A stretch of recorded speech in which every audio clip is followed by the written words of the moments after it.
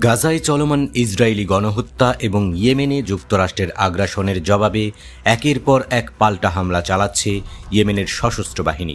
Israel অধিকৃত ভূমির গভীরে এবং লোহিত সাগর ও আরব সাগরে মোতায়েন মার্কিন যুদ্ধজাহাজগুলোর উপর একযোগে হামলা চালিয়েছে তারা। সোমবার সকালে ইয়েমেনের সামরিক মুখপাত্র ব্রিগেডিয়ার জেনারেল ইয়াহিয়া সারে এক বিবৃতিতে জানান, ইয়েমেনি বাহিনী একটি দেশীয়ভাবে তৈরি সামরিক ড্রোন ইয়াফা ব্যবহার করে ইসরায়েলের দক্ষিণাঞ্চলীয় শহর আশকেলনের একটি কৌশলগত অবস্থানে হামলা চালিয়েছে। একই সঙ্গে তারা ইসরায়েলের এলাত বন্দরে একটি সামরিক স্থাপনায়ও আঘাত করেছে। সেখানে ব্যবহৃত হয় দেশীয়ভাবে তৈরি সাম্মাদ-1 ড্রোন। তিনি জানান, এই প্রতিশোধমূলক হামলা কেবল ইয়েমেনে যুক্তরাষ্ট্র ও ইসরায়েলের আগ্রাসনের জবাবই নয়, বরং অবরুদ্ধ গাজা উপত্যকায় ফিলিস্তিনিদের সঙ্গে সংহতির প্রকাশ। এছাড়াও ইয়েমেনি নৌবাহিনী ও ড্রোন ইউনিট লোহিত সাগরে মোতায়েনকৃত মার্কিন বিমানবাহী রণতরী ইউএসএস হ্যারি এস ট্রুম্যান এবং তার সঙ্গে থাকা যুদ্ধজাহাজগুলোতে আঘাত হানে। এই অভিযানে ব্যবহৃত হয় 2টি দেশীয় অ্যান্টিশিপ ক্রুজ মিসাইল এবং 2টি আক্রমণাত্মক ড্রোন।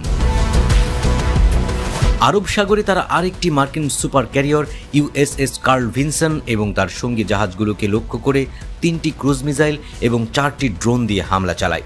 সারে বলেন, আমাদের প্রতিরোধমূলক সামরিক অভিযান সফল হয়েছে। সামনের দিনগুলোতে আমাদের হামলা আরও জোরদার হবে। দখলদার ইসরায়েলি ভূখণ্ডে এবং লোহিত ও আরব সাগরে সক্রিয় সব শত্রু বাহিনীকে লক্ষ্য করে অভিযান চলবে। তিনি আরও বলেন, যুক্তরাষ্ট্রের ডজন ডজন বিমান হামলাও ইয়েমেনি বাহিনীকে গাজায় নির্যাতিত ফিলিস্তিনিদের পাশে দাঁড়ানো থেকে বিরত রাখতে পারবে না, যতক্ষণ না ইসরায়েলি আগ্রাসন থেমে যায় এবং অবরোধ পুরোপুরি প্রত্যাহার হয়। 2023 সালের 7 অক্টোবর গাজার উপর ইসরায়েলের সর্বাত্মক আগ্রাসন শুরুর পর থেকেই এই সরব প্রতিবাদ জানিয়ে আসছে ইরান সমর্থিত ইয়েমেনি সশস্ত্র বাহিনী হুতি। সেই সঙ্গে যুক্তরাষ্ট্র ও ব্রিটেনের ইয়েমেন বিরোধী আগ্রাসনেরও পাল্টা জবাব দিচ্ছে তারা।